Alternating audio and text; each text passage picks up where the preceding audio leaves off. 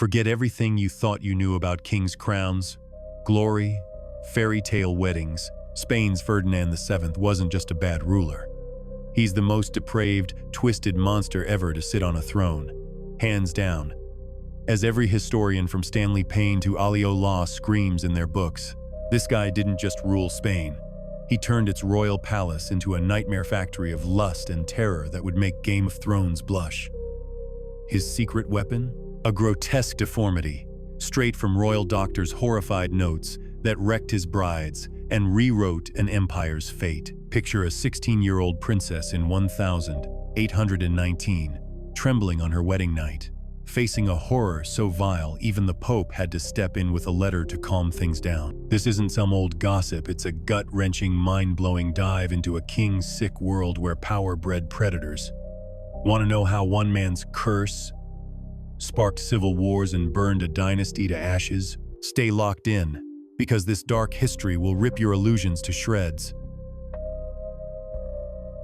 Now, step into the quaking shoes of Maria Josepha Amalia of Saxony, a 16-year-old fresh from a convent's quiet walls, where life was nothing but soft prayers, the flicker of candlelight, and the faint musk of incense weaving through cold stone corridors.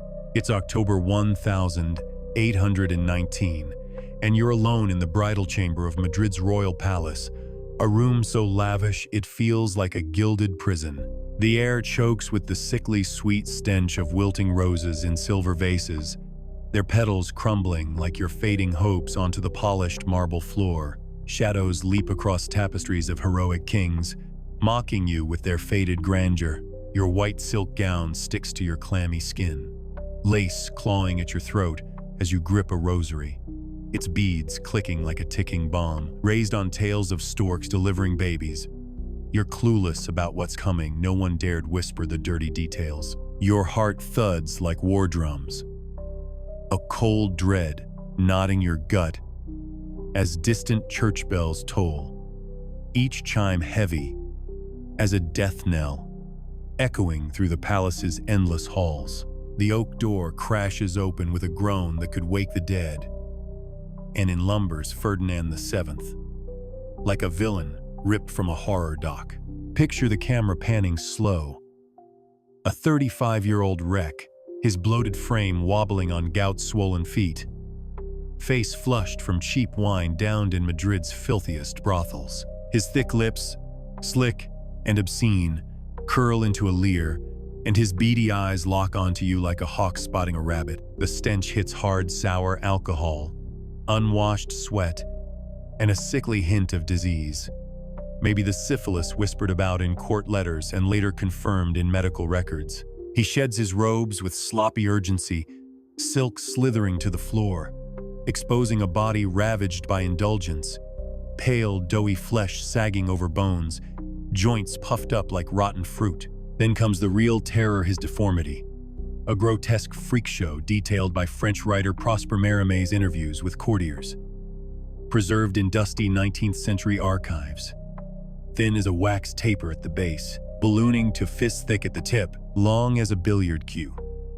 Royal physician, Dr. José María de la Fuente called it macrogenitosomia, a condition so extreme it made normal intimacy a brutal impossibility. A cursed byproduct of Bourbon inbreeding akin to the Habsburgs' genetic disasters, as modern DNA studies of royal lines confirm. Your scream rips through the room, raw and piercing, as you bolt from the bed, bare feet smacking the icy marble in a desperate sprint. The chamber spins into a nightmare blur, vases crashing, candles snuffing out in puffs of acrid smoke, curtains billowing like ghosts. Ferdinand chases you, and here's the twisted Chambium. This defender of the Catholic faith, nicknamed El Rey Felon for betraying his own people, is now a naked, stumbling clown, his deformity flopping like a grotesque joke as he huffs after a teenager. It's dark comedy gold, but the horror swallows any laugh. He bursts into the hallway, roaring at your attendants.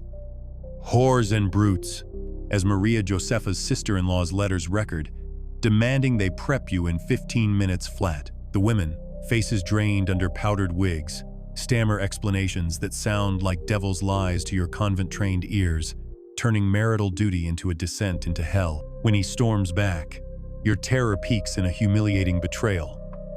Your body lets go, soiling the pristine sheets with a stench that cuts through the room's perfumed mask. Ferdinand recoils, sneering with aristocratic disgust that queens do not possess the fragrance of civet, before stomping out, leaving you sobbing in the wreckage. Zoom out, and the real critique lands. This isn't one bad night. It's the rotten core of a monarchy gone mad. Historians like Stanley Payne brand Ferdinand cowardly, selfish, vengeful, a walking symbol of Spain's collapse, losing its American empire to revolutions while he crushed liberals and haunted brothels. His first wife, Maria Antonia, suffered 11 months of fumbling failure, needing a priest's sex ed crash course, only to die at 21 from injuries likely tied to his deformity. As her mother's letters from Naples lament, his second, Maria Isabel, was butchered alive in a no-anesthesia C-section in 1818, her screams etched in palace logs, all for a stillborn heir on his orders. You, as Maria Josepha, fight back with scratches and prayers, forcing Pope Pius VII to write a letter, still tucked in Vatican archives framing sex as divine duty, a laughable hypocrisy for a king who bragged in brothels as el bien dotado, collecting blood-stained virgin rags like a serial killer's trophies.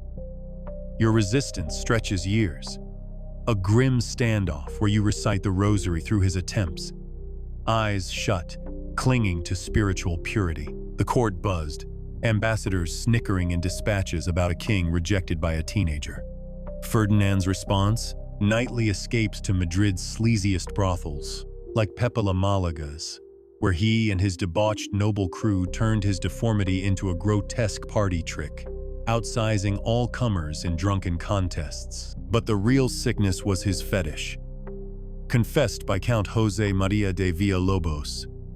He hoarded rags stained with the proof of their maidenhood in a cedar chest, each labeled with names and dates: peasant girls, widows, servants, even Anna Kintz, daughter of an executed rebel colonel, her plea for her father's life ending in ruin. These trophies spiked after political purges, linking throne room executions to bedroom brutality, a predator's twisted scorekeeping. After his 1833 death, Maria Cristina burned the chest.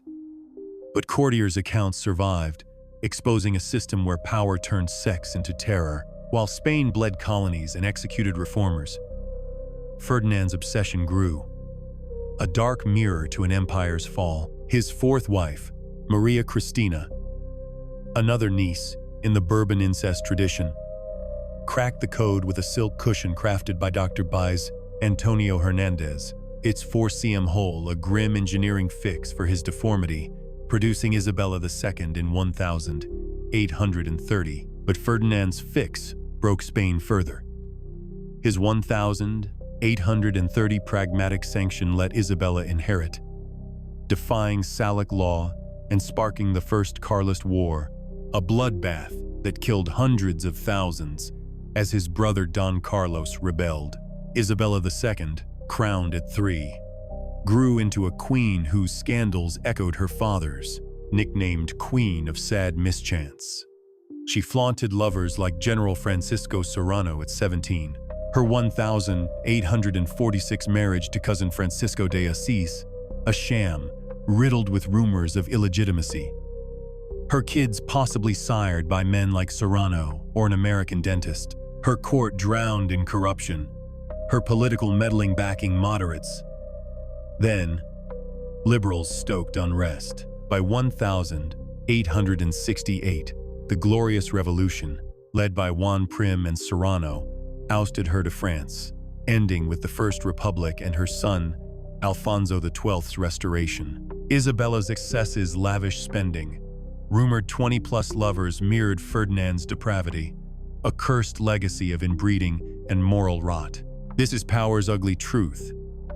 Ferdinand's deformity didn't just ruin lives, it birthed wars and a scandal. Soaked queen.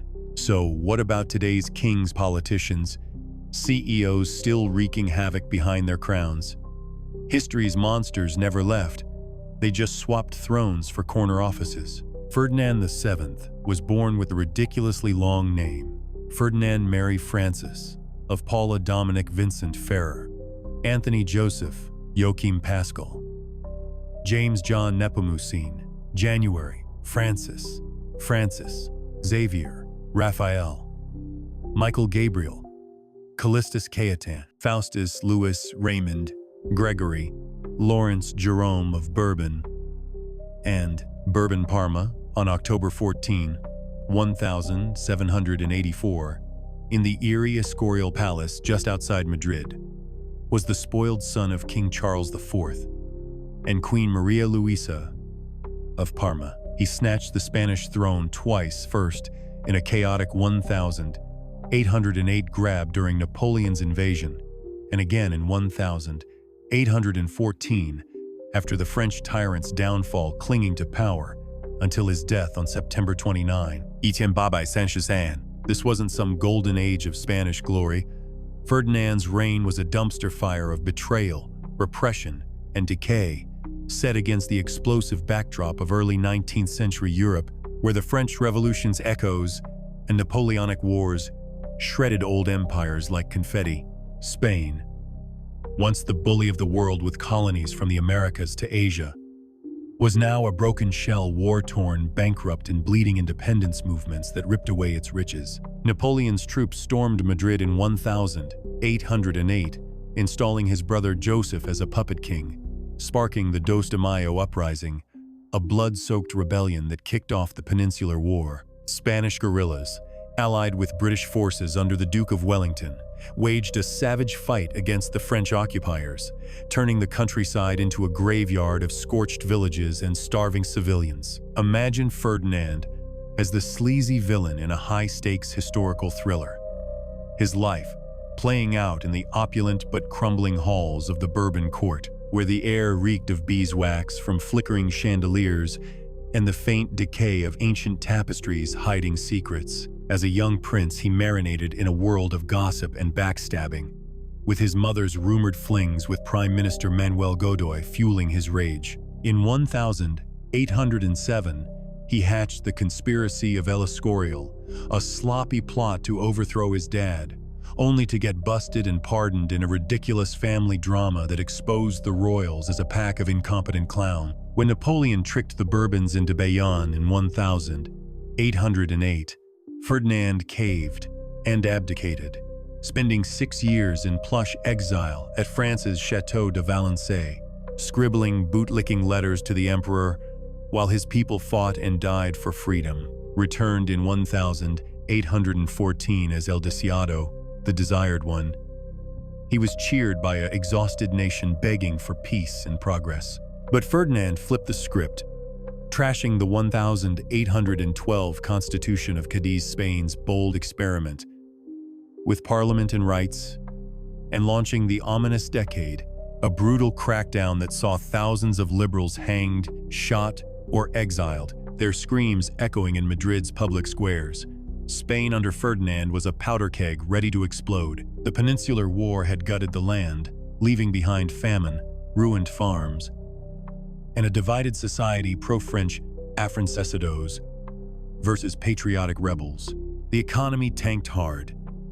No more gold ships from the New World, just empty treasuries and skyrocketing debt. From 1810 on, colonial uprisings fired up by heroes like Simón Bolívar in Venezuela and José de San Martín in Argentina tore the empire apart, with Spain losing almost everything by 1825, shrinking to a has-been power clinging to outdated dreams. Ferdinand's fix? Squandering what little cash was left on hopeless military adventures to reclaim the colonies, while ignoring the cries of his starving subjects in places like Andalusia. He dusted off the Inquisition, that medieval monster shut down during French rule, to torch books, hunt down thinkers, and crush any whiff of change as if burning ideas could save his sorry ass. The satire bites deep here.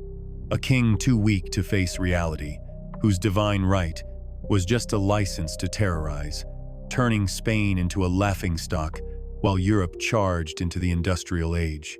Madrid in those days was a city of brutal contrasts, like a scene from a gritty period drama. The grand Plaza Mayor buzzing with bullfights and executions under the sun, while shadowy slums overflowed with war orphans and beggars, their ragged cries drowned out by the clatter of carriage wheels. The court was a nest of vipers, with Ferdinand holed up in the royal palace, surrounded by the Camarilla, a shadowy clique of yes-men whispering paranoia into his ear, turning him against anyone smelling of reform. Physically, Ferdinand started as a tall, skinny kid, but by his prime, gluttony and laziness had bloated him into a gout-plagued mess, his jutting lower lip a leftover from Habsburg, inbreeding making him look like a caricature of royal decay.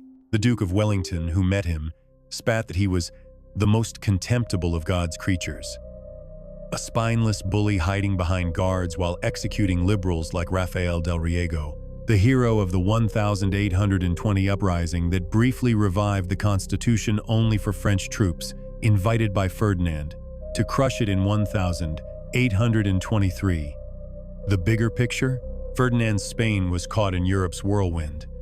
The 1815 Congress of Vienna patched up old monarchies, but couldn't stop the tide of nationalism and liberalism sweeping the continent. Alliances with reactionary thugs like Russia's Tsar through the Holy Alliance only isolated Spain further, leaving it a backward relic as Britain and France built factories and railroads. Ferdinand's refusal to adapt was a masterclass in stupidity.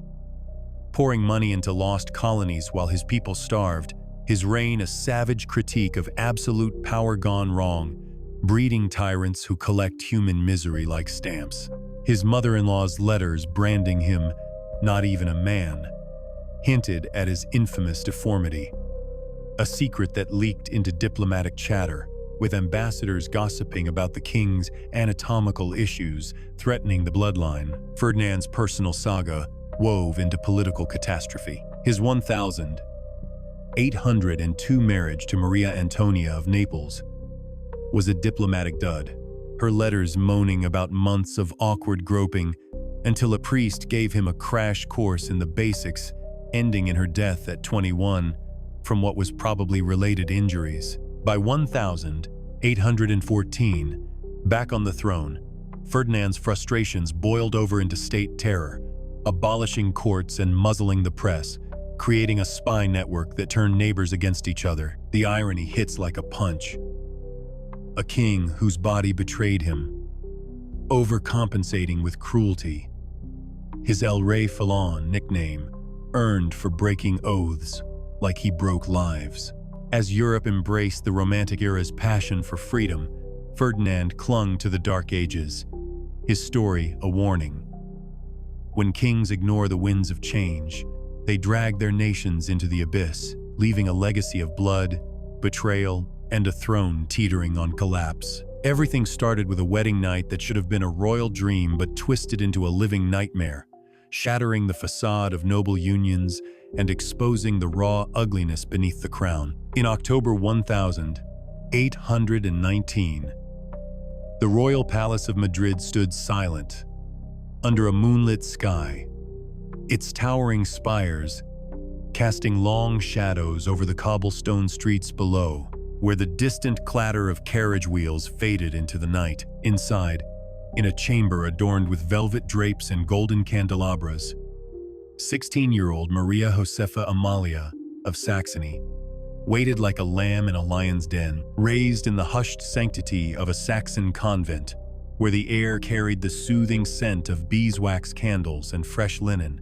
and the only sounds were the soft murmurs of nuns reciting vespers. She was utterly unprepared for the carnal realities of marriage. Her world had been one of rosaries and fairy tales, where babies arrived on stork wings or through divine grace. No one had dared pierce that veil of innocence with the gritty truths of the flesh. Yet here she was, trembling in a white silk gown that clung to her like a shroud, the fabric cool against her clammy skin. her fingers twisting the beads of her rosary with a rhythmic click that echoed her racing heartbeat. The room felt oppressive, the heavy perfume of wilting roses battling the faint, underlying mustiness of ancient stone walls, as if the palace itself whispered warnings of secrets long buried. The door swung open with a creak that sliced through the silence like a knife, and in staggered Ferdinand VII, the King of Spain, a figure straight out of a macabre documentary on royal excesses. Picture the camera zooming in slow motion on this 35-year-old behemoth, his bloated frame lumbering forward, gout-swollen feet thudding against the marble floor with a wet slap, his face flushed to deep crimson from too much wine, thick lips protruding like overripe fruit glistening in the candlelight. His small, beady eyes locked onto her with the cold intensity of a predator sizing up its meal, and the air thickened with his stench, a pungent brew of sour alcohol breath, unwashed sweat, and the metallic tang of underlying illness. Perhaps the syphilis that court whispers and later medical records would confirm as a souvenir from his brothel romps. He fumbled with his royal robes, the silk rustling as it pooled at his feet, revealing a body ravaged by indulgence. Pale, mottled flesh rolling over bones, joints inflamed like bloated sacks ready to burst. But the true horror emerged as he exposed himself. That infamous deformity chronicled in shocking detail by French writer Prosper Mérimée, who interviewed courtiers present that night and preserved their accounts in letters now tucked away in European archives. Thin as a wax taper at the base, swelling grotesquely to the thickness of a fist at the end, and stretching as long as a billiard cue. Maria Josepha's scream pierced the room like a shattered glass, raw and primal, her innocent mind reeling from the sight, a monstrosity that defied nature and God. As royal physician Dr. José María de la Fuente would later document in his private notes, describing it as an anatomical aberration that rendered normal relations not just difficult, but dangerously injurious. This wasn't a blessing of virility. It was a curse, a twisted legacy of Bourbon inbreeding, where centuries of cousin marriages had bred genetic freaks, much like the Habsburg jaw that plagued earlier dynasties, as modern analyses of royal DNA have revealed.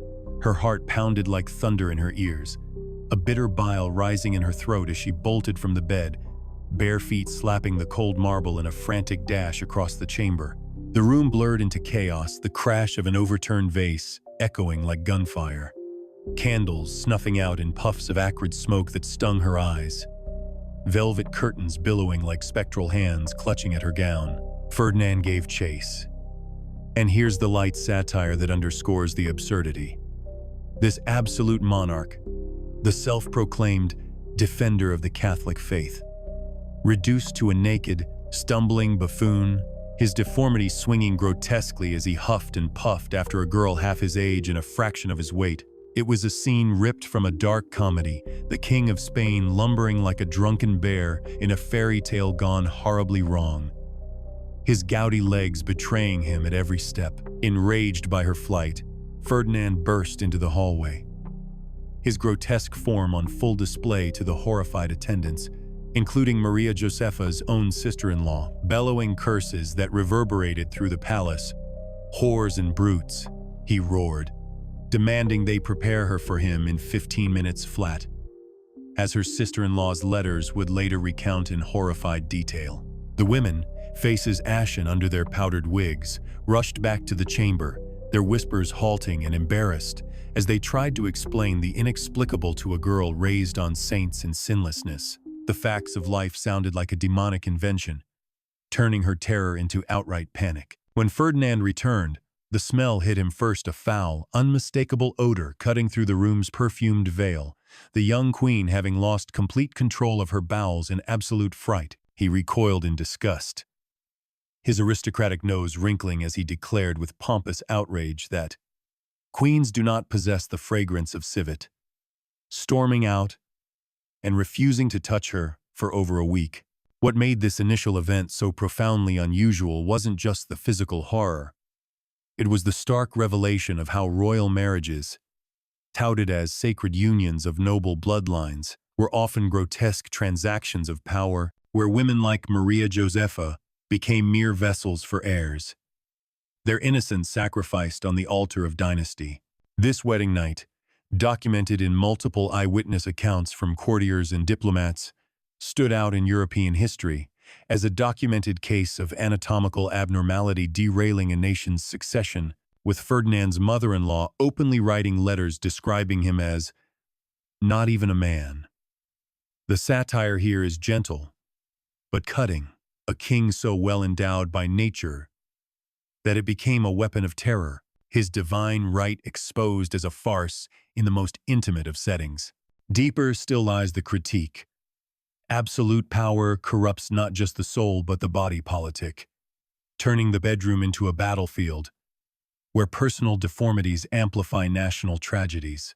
Ferdinand's condition, a rare macrogenitosomia that modern medical science still puzzles over, wasn't a private curse.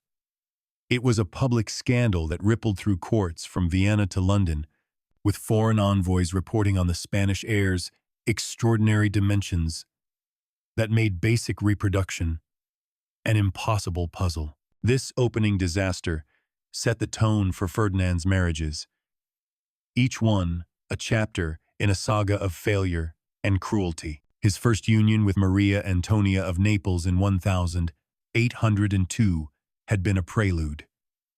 11 months of unconsummated awkwardness, as her letters wept, with the prince groping cluelessly until a Catholic priest had to intervene with explicit instructions, a humiliation that spread like wildfire through European gossip. Her death at 21 from 2 miscarriages, likely caused by internal injuries from his attempts, freed him to indulge further.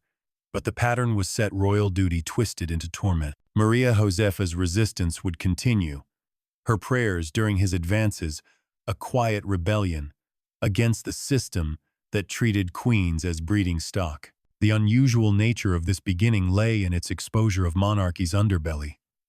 While Spain lost its empire to liberal revolutions, its king lost battles in his own bed, his deformity a metaphor for a regime out of touch with humanity. As the Duke of Wellington observed in his dispatches, Ferdinand was the most contemptible of God's creatures, a ruler whose personal inadequacies fueled political repression, executing thousands while collecting trophies of his conquests. This wedding night wasn't just a personal fiasco. It was the spark of a deeper rot, where power without empathy breeds monsters, leaving a trail of broken women and a fractured nation. But here's where the story dives into its blackest depths, the kind of twisted revelation that hits like a sucker punch to the gut, exposing Ferdinand VII not as a mere incompetent king, but as a crowned predator whose depravity wove sex into a weapon of state terror. Imagine the camera pulling back from the wedding night fiasco, revealing the palace not as a symbol of majesty, but a labyrinth of hidden chambers, where the air grew thick with the metallic tang of blood and the musty rot of secrets stashed away like forbidden relics.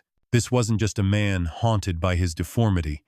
It was a ruler who flipped his curse into a fetish, collecting proofs of his conquests with the cold precision of a serial collector, as confessed by courtiers like Count José María de Villalobos in memoirs that survived the flames of censorship. Ferdinand boasted of hoarding blood-stained rags from the virgins he deflowered, each square of fabric carefully labeled with dates and names, tucked in a cedar chest wrapped in silk, a grotesque hobby that turned human suffering into trophies. While Spain's empire crumbled and liberals faced the noose, the truth buried deep in palace whispers was this: Ferdinand's perversion wasn't random lust. It was systematic, a dark undercurrent linking bedroom brutality to throne room tyranny. Night after night, he'd slip out in a dark cloak, the cobblestone streets of Madrid echoing with his heavy footsteps as he headed to brothels like the notorious one run by Pepa La Malaga, a den so seedy that decent folk crossed the road to avoid its shadow. There, amid the haze of cheap tobacco smoke and the clink of wine glasses, he'd assemble his crew of morally bankrupt aristocrats, turning the place into a playground of debauchery. Eyewitness accounts from those nights, preserved in discreet letters now in European archives, paint a stomach-churning picture. Ferdinand, drunk and boastful, challenging his companions to measurement contests, exposing his deformity like a party trick, and always winning. Earning the mocking nickname El Bien Dotado, the well-endowed. The satire stings lightly here, a king whose youth was marked by humiliation now strutting like a peacock over the very thing that broke his wives. But the deeper critique cuts to the bone. Absolute power doesn't just corrupt, it pervert, turning personal insecurities into tools of domination. What elevated this from personal vice to historical horror was Ferdinand's fetish for those bloodied cloths, a collection that revealed the true monster beneath the crown. As Villalobos recorded, Ferdinand gloated. "They leave my bed certain that no other man can give them the pleasure I gave them. And do you know what I enjoy most? Collecting the rags stained with the proof of their maidenhood. These weren't medieval relics or artistic treasures. They were grim mementos of ruined lives.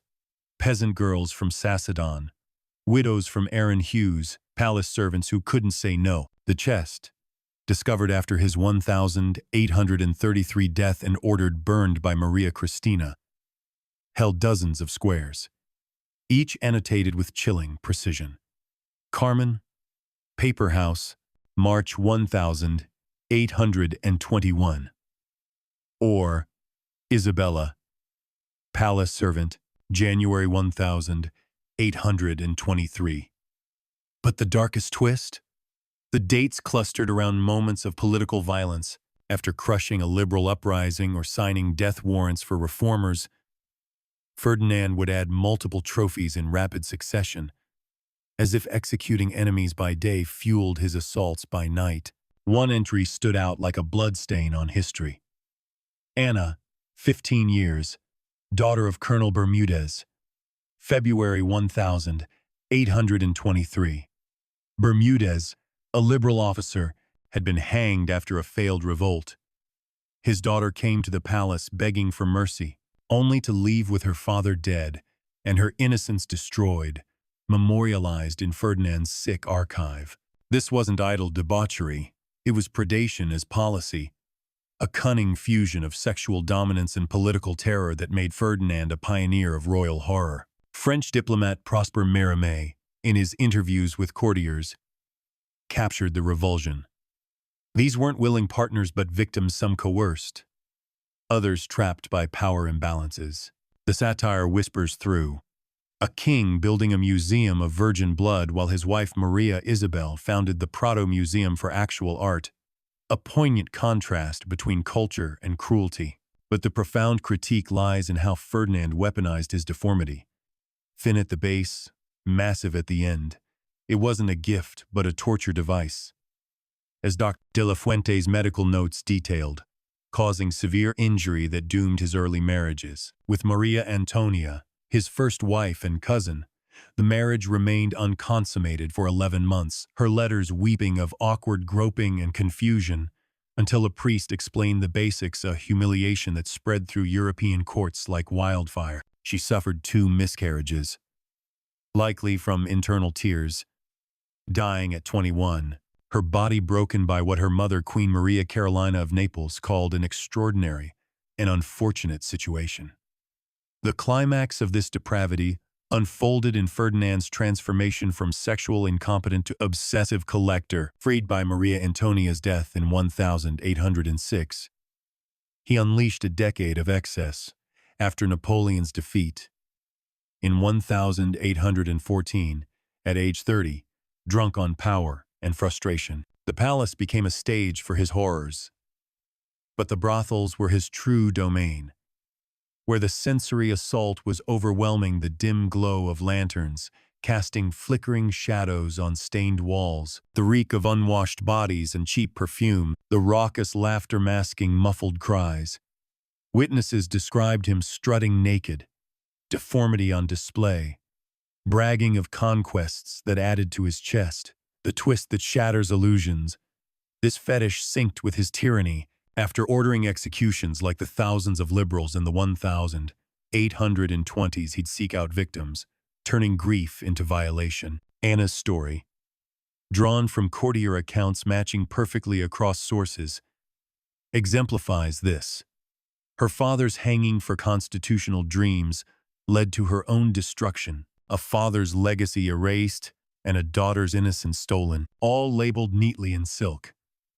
Ferdinand's dark genius lay in blending personal vice with state control, making sex another arm of his absolutism. While the Prado rose under Maria Isabel's patronage, his collection grew in secret, a parallel museum of misery. The satire lands softly but sharply. Kings collect art or stamps. Ferdinand collected human wreckage, his deformity the brush that painted Spain's decline. Deeper reflection reveals the system's rot. Absolute power breeds not leaders but monsters, where inbreeding's physical flaws mirror moral ones, and women's bodies become battlegrounds for succession. As the Duke of Wellington observed in his dispatches, Ferdinand was contemptible, but the true horror was how his perversion fueled repression, executing reformers by day and ruining their families by night. This climax wasn't just depraved.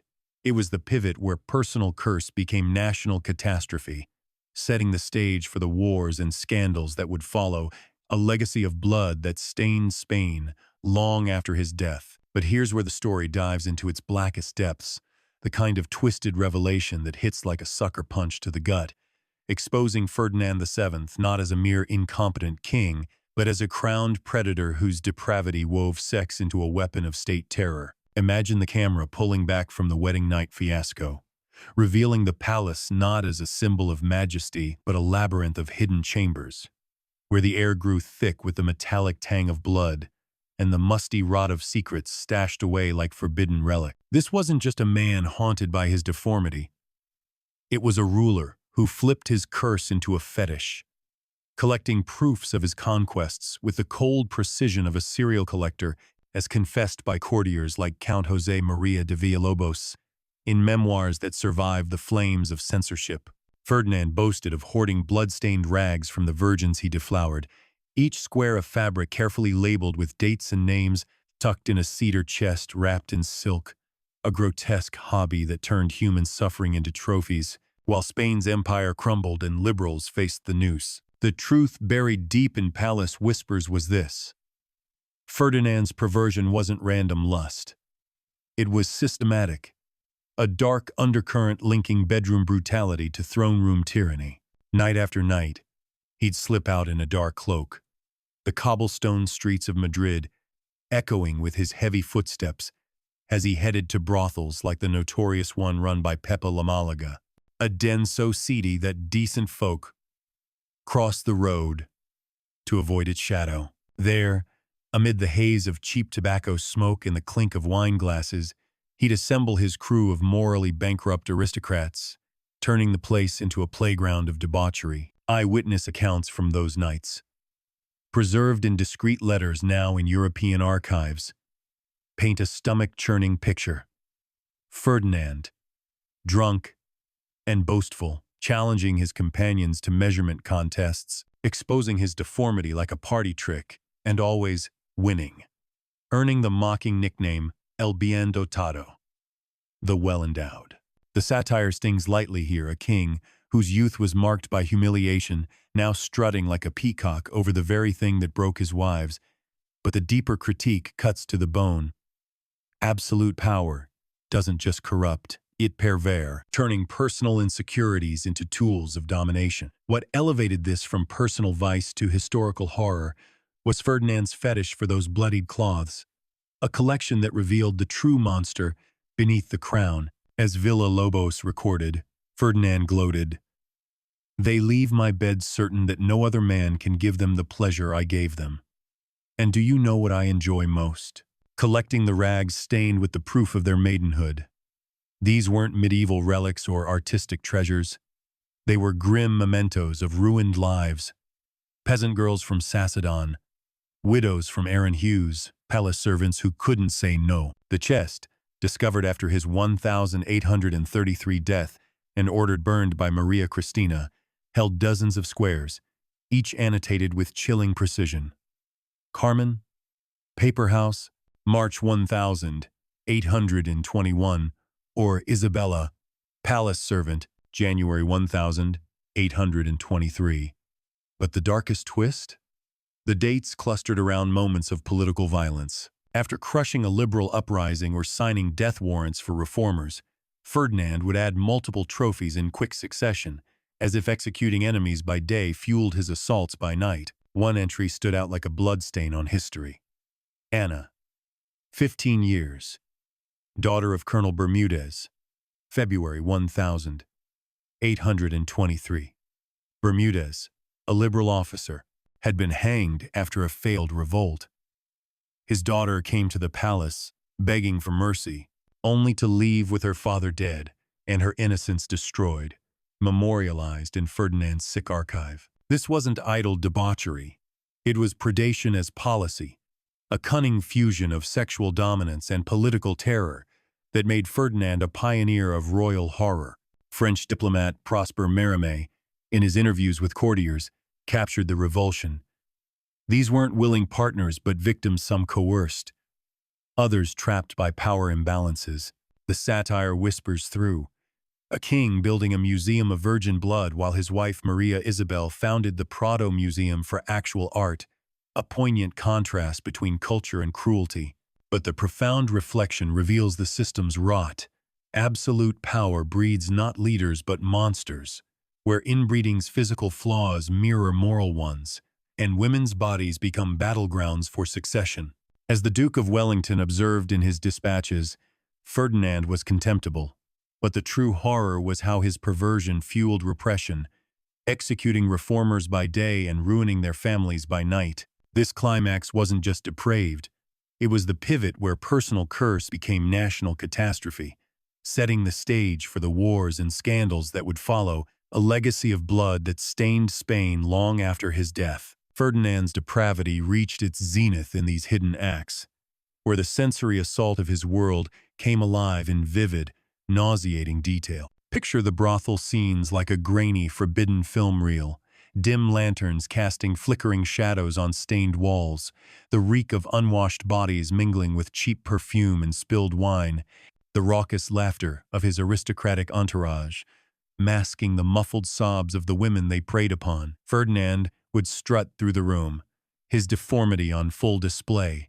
turning what humiliated him in youth into a badge of twisted honor. Witnesses described him challenging his friends to comparisons, the group exposing themselves in drunken rituals that ended with Ferdinand's inevitable victory, his companions cheering as if it were a tournament rather than a degradation. But the collection was the crown jewel of his sickness. Each rag a snapshot of brutality. The faint, coppery scent of dried blood clinging to the fabric, the faded ink of labels recording conquests, like ledger entries in a merchant's book. These weren't abstract sins. They were tangible evidence of lives shattered, servants who vanished from palace rolls, peasant girls returned to villages broken and silent, widows seeking aid only to find further ruin. The ultimate twist in this saga of shadows came after Ferdinand's death, when Maria Cristina, his final wife and regent for their daughter Isabella II, ordered a discreet inventory of his private chambers. What emerged defied belief. The cedar chest, its wood polished to a sinister gleam, containing dozens of cloth squares, each wrapped with care and annotated like artifacts in a madman's museum. Courtiers who glimpsed it left matching accounts, their descriptions too consistent to dismiss as gossip names, like Maria, Widow Vanessa, September 1824, or the heartbreaking Anna, tied to her father's execution. The dates revealed the pattern. Spikes after political crackdowns, such as the failed 1823 constitutional revolt, where Ferdinand signed death warrants for officers like Bermudez by day, then sought out their daughters by night. This wasn't coincidence. It was calculated cruelty, using intimacy as vengeance, destroying liberals not just through the gallows, but through their loved ones' violation. Maria Cristina, horrified, commanded the collection burned, the flames consuming the physical evidence but not the memories, as several witnesses recorded the inventory in private journals that surfaced later. Ferdinand's actions here transcended personal vice, becoming a historical inflection point where sexual deviance intersected with statecraft. The satire lands with a bitter edge.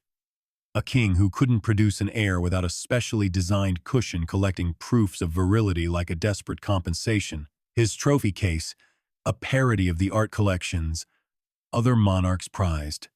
Yet the deeper critique exposes monarchy's fatal flaw. When power is absolute and unchecked, it warps the human spirit, turning empathy into exploitation and governance into predation. Ferdinand's deformity, thin at the base and massive at the end, wasn't merely physical.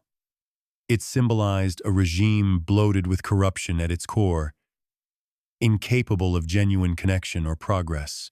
As French writer Mérimée noted in his gathered testimonies, this aberration of nature shaped not just marriages, but a nation's destiny, with foreign diplomats reporting on the Spanish court's whispers that linked the king's anatomy to his tyranny, the twist that sealed his legacy.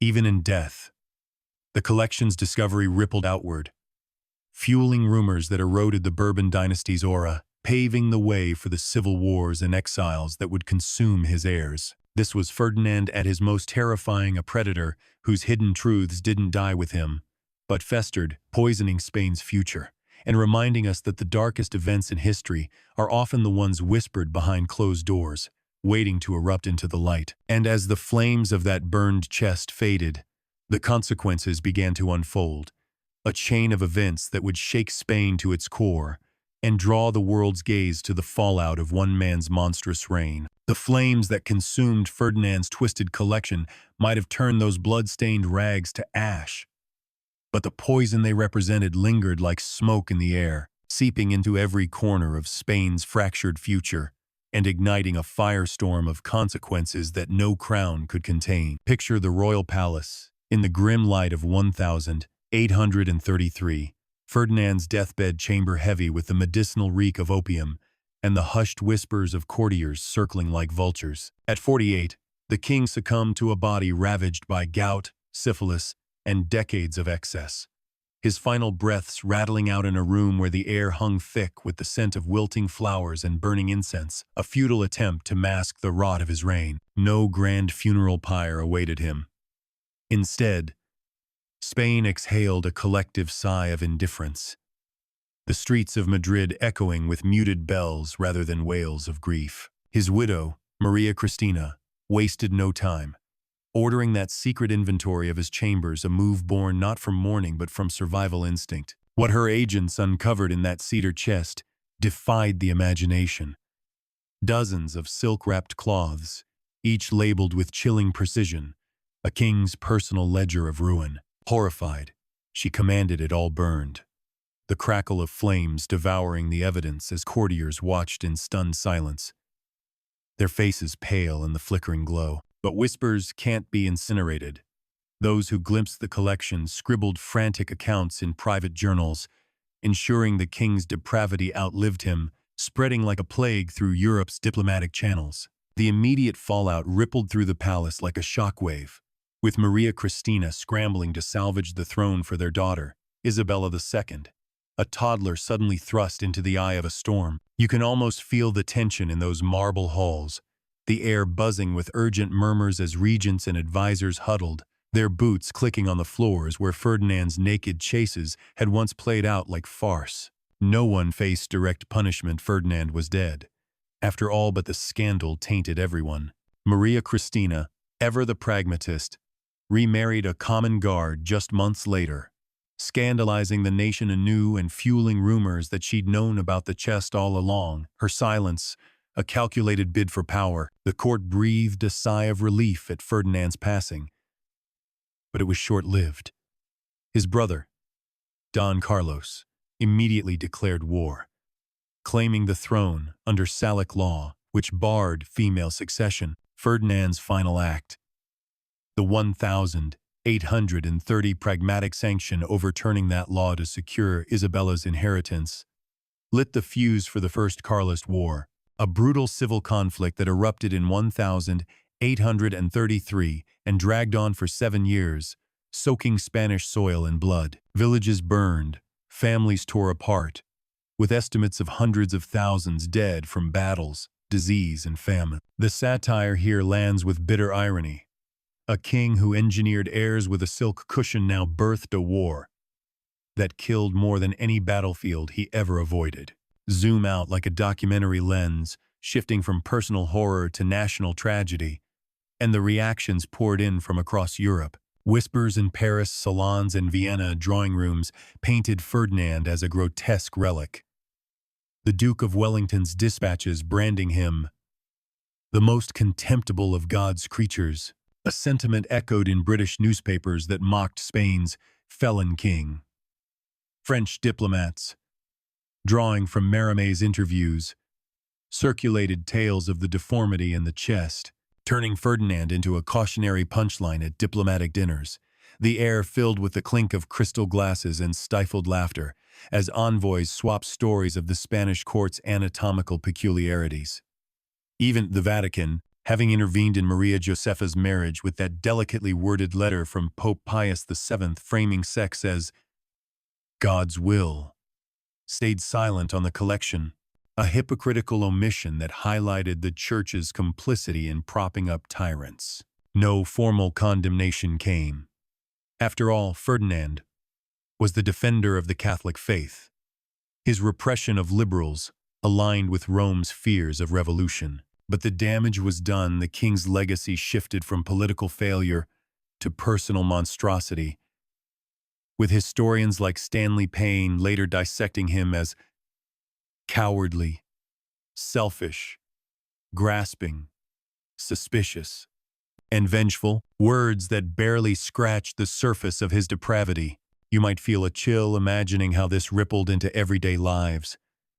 Palace servants who had endured his advances now whispered their truths to family, fueling underground resentment that bubbled into uprisings.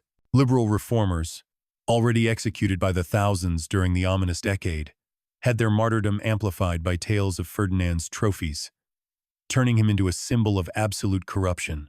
The economy, already gutted by colonial losses, worsened amid the Carlist chaos, with famine stalking the countryside, the scent of rotting crops and unburied bodies mingling in the wind-swept fields of northern Spain. Maria Christina's regency became a tightrope walk, her quick remarriage to a guard sparking outrage that painted her as complicit, her court a nest of intrigue where the air hummed with plots and counterplots. No one was truly punished. Ferdinand's enablers melted into the shadows, some even rising under Isabella, but the collective reaction was a slow-burning fury that eroded the monarchy's mystique. Foreign powers watched with a mix of amusement and alarm. Britain and France, backing the liberals, funneled arms to anti-Carlist forces, while Austria and Russia supported Don Carlos, turning Spain into a proxy battlefield for Europe's ideological wars. Interweave yourself into this aftermath. Imagine you're a courtier glimpsing that chest, your stomach churning at the bloodstains, knowing the king's ghost still haunts the halls. Or picture being a liberal's daughter like Anna, surviving the violation only to face a society that silences victims, your trauma fueling quiet rebellions. The reactions weren't just whispers, they manifested in blood. The First Carlist War ravaged Basque and Catalan regions, with guerrilla fighters clashing in misty mountains, the crack of rifles and screams of the wounded echoing through valleys. Isabella II's early reign was marred by regency scandals, Maria Christina's influence waning, as uprisings like the 1840s revolts forced concessions. No executions for Ferdinand's crimes. Death had claimed him, but his legacy punished Spain. Economic collapse, with bread riots in cities where the air reeked of desperation and gunpowder. Historians' verdicts came swift and savage, Ali Olad dubbing him the worst of the Habsburg and Bourbon monarchs. A judgment that stuck like tar. The world's reaction was a chorus of condemnation veiled in diplomacy. European presses, from London's Times to Paris's journals, caricatured Ferdinand as a deformed tyrant, his deformity exaggerated in cartoons that circulated like wildfire, the ink still fresh with satire. Ambassadors' reports, preserved in state archives, detailed the chest's discovery, turning private horror into public scandal that weakened Spain's standing. You can sense the ripple. Liberals across Europe cited Ferdinand as proof monarchy was obsolete, fueling movements that would topple kings elsewhere. In Spain, the reaction boiled into civil strife.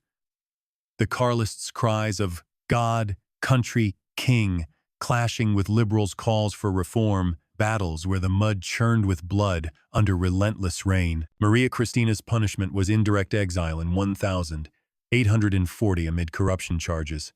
But Ferdinand's true reckoning came through his daughter Isabella, whose scandalous affairs mirrored his appetites, leading to her 1868 overthrow in the Glorious Revolution. This cascade of consequences wasn't karma for one man. It was the system's reckoning, where unchecked power breeds cycles of abuse. As the wars raged and scandals unfolded, Spain paid the price. Its people caught in the crossfire of a king's dark legacy. And as the dust settled, the reactions evolved into a haunting question. How many more Ferdinands lurk in history's shadows, their depravity sparking chains of suffering that echo through generations? Think about it. You've just peeled back the layers of Ferdinand VII's nightmare reign, a story so grotesque it feels like it belongs in a horror novel rather than the annals of history. But here's the real kicker: you're not just reading about a dead king from 2 centuries ago. You're staring at a mirror reflecting the dark side of power that still haunts our world today. Picture yourself in a modern boardroom or a polished political office, where the air hums with the soft whir of air conditioning and the faint scent of expensive coffee masking the underlying tension of deals struck in shadows. Ferdinand's deformity wasn't just physical. It was a symbol of how unchecked authority twists human flaws into weapons, turning leaders into predators who collect trophies of suffering, while their empires or corporations crumble around them. In his day, he hoarded blood-stained rags as proof of conquests, each one a silent scream from a ruined life, labeled like artifacts in a mad collector's vault. Today, we see echoes in scandals where powerful men silence victims with NDAs or legal threats, their collections hidden in digital files or whispered settlements. The satire bites lightly but sharply. Back then, a king strutted in brothels bragging about his El Bien Dotado nickname. Now, executives flash their status symbols while exploiting the vulnerable, proving that power's perversion hasn't evolved, it's just swapped velvet robes for tailored suits. Feel that chill creeping up your spine as you connect the dots? Ferdinand's story forces you to question the myths we still cling to about authority and dignity. He wasn't an anomaly. He was the product of a system rotten to its core, where bourbon inbreeding bred not just physical monstrosities, but moral ones, as modern DNA studies of royal lines like the Habsburgs confirm, showing how generations of cousin marriages amplified defects that mirrored societal decay. In Spain, his wedding night fiasco with Maria Josefa, her terror so absolute she soiled the sheets, as courtiers' letters preserved in archives detail, wasn't a one-off blunder.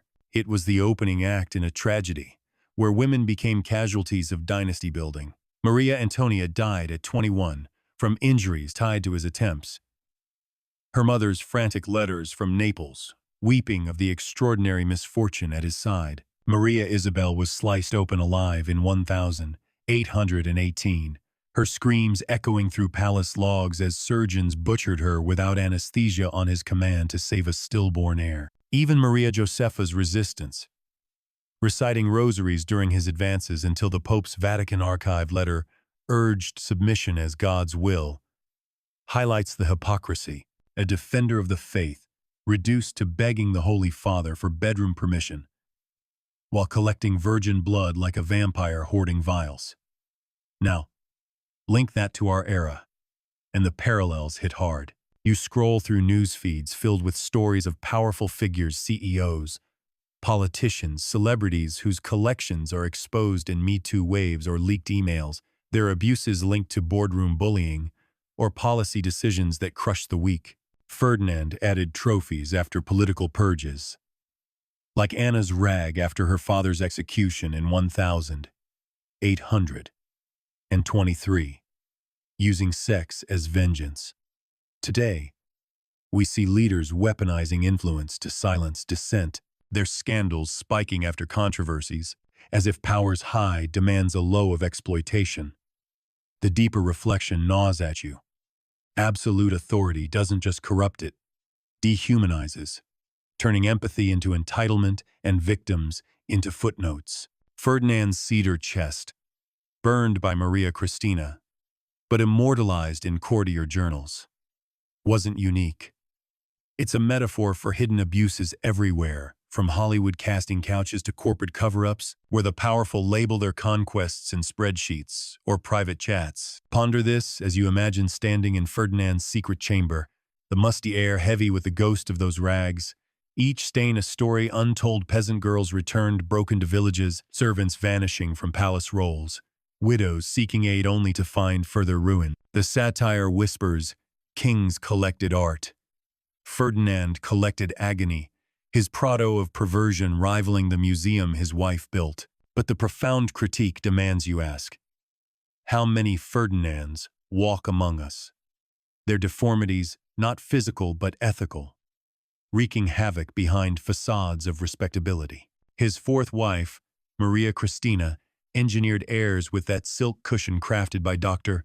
Antonio Hernandez, a 4 cm hole mitigating his damage to birth Isabella II in 1830.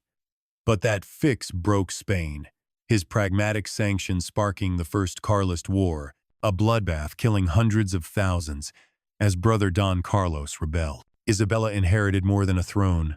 She got his appetites, her scandals flaunting lovers like General Francisco Serrano at 17, a sham marriage to cousin Francisco de Assis riddled with paternity rumors mirroring his depravity, leading to her 1868 overthrow in the Glorious Revolution. You can't unsee it now. Ferdinand proved monsters don't lurk in forests. They wear crowns or suits or smiles on TV. Their legacies not wars won but lives shattered. His story gnashes at your conscience, a reminder that power without humanity creates voids where depravity thrives, leaving unnamed victims like those rags burned but not forgotten. So, as you close this chapter, ask yourself, in a world still ruled by the powerful, whose collections are we ignoring today? History's punchline is brutal. The real horror isn't the past, it's how it repeats, whispering that the next Ferdinand might be closer than you think.